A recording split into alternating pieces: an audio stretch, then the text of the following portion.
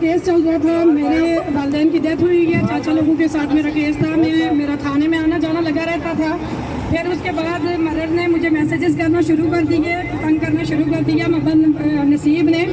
तो नसीब के खिलाफ जब मैंने इंक्वायरी शुरू करवाई तो इसी के बेस पे मेरी डाइवोर्स हुई, और मैंने जब डाइवोर्स हो गई तो मैंने इसी के खिलाफ जाके इंक्वायरी शुरू करवाई, CPO में जाके पेश हुई कि जनाब मेरे साथ इसने ये खेल खेला है। तो IG साहब ने रियाज बखारी साहब को इंक्वायरी दी, उन्होंने सारे एविडेंस देख के CDR देख के इस बंदे पे FIR का हुक्म दे दिया। फिर मुझे DSP साहब के पास भेजा गया, तारक महमूद साहब के पास। तारक महमूद साहब ने आगे मेरे जिस्म की डिमांड रख दी।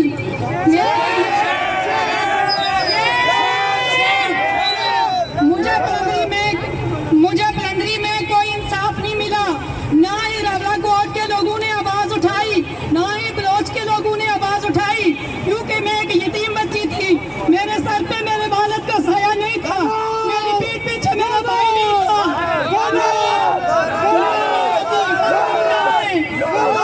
मैं प्रेस के आप लोगों के पास आई हूँ, आप लोग मेरी ताकत हैं, आप लोगों की आखिरी उम्मीद मेरी आप लोग हैं।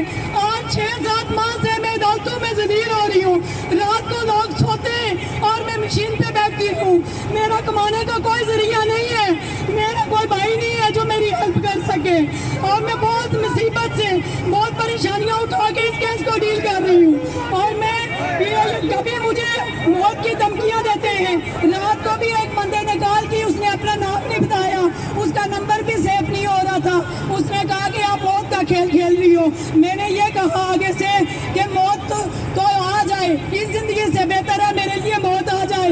इंतजामिया ने मुझे सर से नंगा कर दिया, मेरा घर उजाड़ दिया, मेरे सामने 3 दिन मुझे जुडिशल में रखा। कुछ ऑफिसर 4-5 ऑफिसर हैं जो मेरे सामने बराना हालत में घूम रहे थे, जिनका जिसमें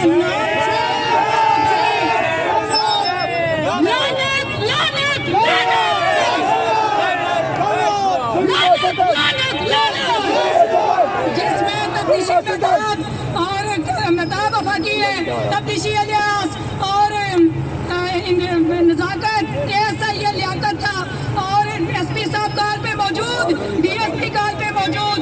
DSP ने जब ये मुझे बात की लोगों, उस वक्त मैंने गालियां दी। ये कहते हैं कि इसने गालियां दी हैं। हाँ, मैं तस्लीम करती हूँ आप लोगों के सामने, मैंने दी है गालियां। उस वक्त मैंने दी है गालियां जब ये कॉल पे मुझे कहता था कि मैं लाइव तुम्हें दिखा रहा था, तुम नहीं देखना चाह रही थी, अब रियल में देखो। जब वो 4 ऑफिसर मेरे उस वक्त मैंने उससे कहा है कि कुत्ते की औलाद, तुम अपनी बेटी के सामने इनको पेश करो, अपनी माँ के सामने पेश करो। मैं तुम्हारे सामने इस तरह से पेश होके नहीं आऊंगी, और मैं बहुत थक हार के आप लोगों के सामने आई हूँ। मुझे पता है कि एक्शन कमेटी मुझे इंसाफ देगी, और मैं अपने भाइयों से रिक्वेस्ट कर रही हूँ, या मुझे गोली मार दें या फिर मुझे इंसाफ दें। खुदारा आप मेरे भाई हैं, आप मेरे बाप की जगह पे, और DSP सतह का बंदा है वो। आप जानते हैं कि वो अगर DSP ना होता तो वो डाके मारता, वो DSP ना होता तो वो गुंडागर्दी करता। तारक महमूद ने अपने आप को एक केस में गोली मारी थी। आप सब लोग उसके किरदार को जानते हैं। ये माए बहने बेटियों को ये बिल्कुल रेगमाल बनाते हैं, ये उनकी इज्जत को पामाल करते हैं। खुदा के लिए, अपने नबी के लिए सच्चे पे खड़े हो जाओ। I'm proud of you. You've done it.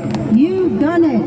And I'm with you. I'm just here today to express my feelings for you.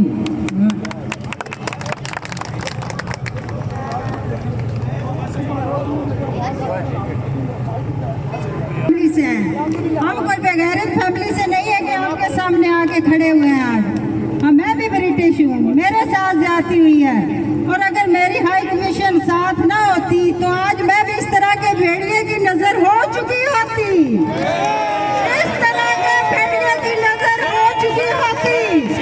या मेरी high commission, British high commission मेरे साथ थी, और आज आप जैसे भाइयों को देख के मुझ में हिम्मत आई है गाड़ी से बाहर निकलेगी। आप जैसे गैरतमंद भाई मेरे साथ हैं, गैरतमंद भाई हैं आप लोग जो एक औरत के साथ खड़े हैं। आप प्राउड ऑफ यू, जो आप कश्मीरी